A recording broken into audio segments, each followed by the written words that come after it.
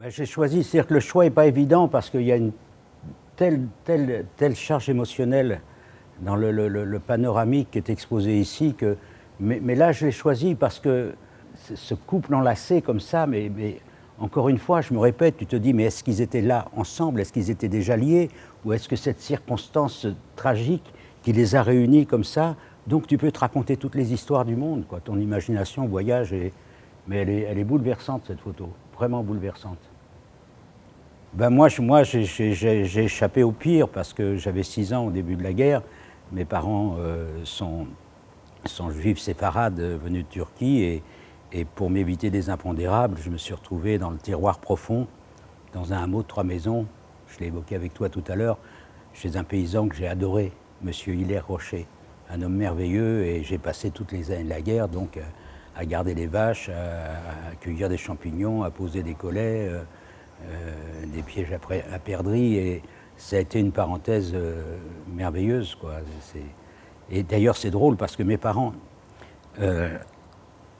quand le danger est apparu comme ça, très palpable, ils ont adopté 3 enfants d'un couple d'amis déportés qui eux sont jamais revenus. Et j'avais un frère aîné et une sœur cadette. On était, oh là tiens, j'ai une anecdote merveilleuse à te raconter, merveilleuse. Parce que ma sœur cadette, moi j'étais dans ce petit hameau de 3 maisons, et ma sœur cadette était dans un village à côté qui s'appelle Montournai, 2-3 000 habitants. Bon, moi dans le lieu-dit où j'étais, je n'ai pas vu un uniforme de toute la guerre, mais les Allemands passaient de temps en temps à Montournai. Et il y a, je ne sais plus, une quinzaine d'années, j'avais été invité à La Roche-sur-Yon en Vendée pour être membre du jury dans un festival de cinéma. Le jour d'y arrive, et ces gens sortaient de projection à 15h. Moi, je devais être à 15h30 en projection aussi, en tant que membre du jury. J'arrive et on me dit « Oh, il y a une dame qui vous attend depuis ce matin ». Alors, je vais la voir. Elle était avec un petit-fils, une dame adorable. Elle me dit « Voilà, je suis une des 2 sœurs, une des 2 filles de la dame qui a accueilli Estelle, votre petite sœur, pendant la guerre. » On était les 2 sœurs un peu plus âgées qu'Estelle et on dormait toutes les 3 dans la même chambre. Nous, on dormait dans un grand lit et Estelle dormait à côté dans un petit lit. Et quand les Allemands passaient, on cachait Estelle derrière l'armoire.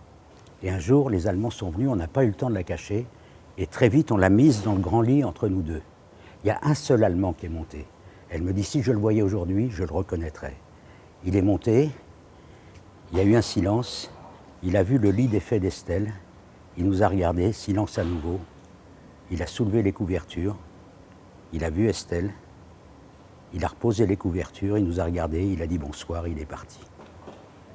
J'ai rencontré des yeux dans un bar d'amoureux, des yeux parmi tant d'autres m'ont souri.